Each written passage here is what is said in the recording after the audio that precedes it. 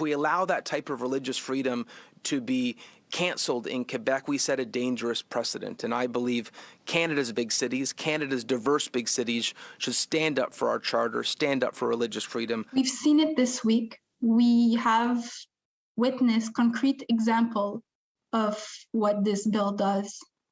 Concrete example of people being removed from their dream jobs, from pursuing their passions, people who are qualified, people who are loved. While Premier Legault has said Bill 21, the prohibiting of wearing religious symbols such as hijabs, kippas, and turbans by teachers and other government employees deemed to be in positions of authority, is a free and democratically fair law.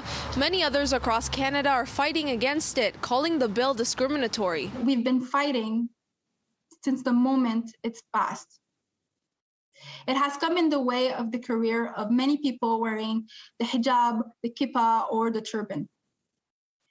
And the statement of these big cities like Brampton to come together to fund the legal battle against Bill 21 really says loudly and clearly that we will fight together to make sure that minorities' rights, minorities' human rights, and civil liberties are being respected in Canada. In an open letter sent to 100 Canadian mayors, Patrick Brown, the mayor of Brampton, Ontario, requested that all join him in denouncing the bill and instead contribute city funds to aid in the ongoing legal battle against it. The letter saying Jewish women who wear wigs, Sikh men who wear turbans, Christians who wear a cross are all at risk of being victims of this un-Canadian legislation which infringes on the fundamental rights of Canadians by discriminating against their religious freedom. Brampton and Toronto mayors have both agreed to put up $100,000 towards the fund to fight Bill 21 in court, saying cities can help make sure all responsibility isn't shouldered by just religious and racialized minorities in Canada.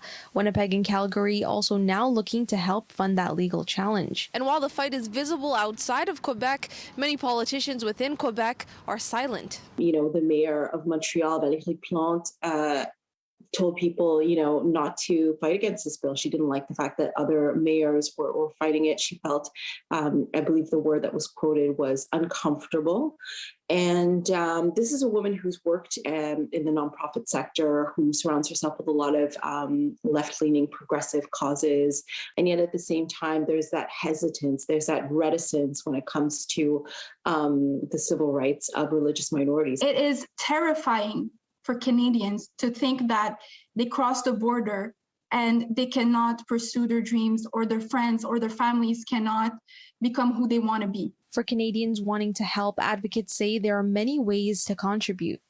It's going to be a difficult and nuanced fight, but I think we need to look to the nonprofit sector, to activists, because unfortunately politicians like Legault, like Valérie Plante are not setting a good example. Muslim women, Sikhs, Jews across the province, when that bill passed, they were forced to choose between their identity, their religious identity, and their Quebec identity.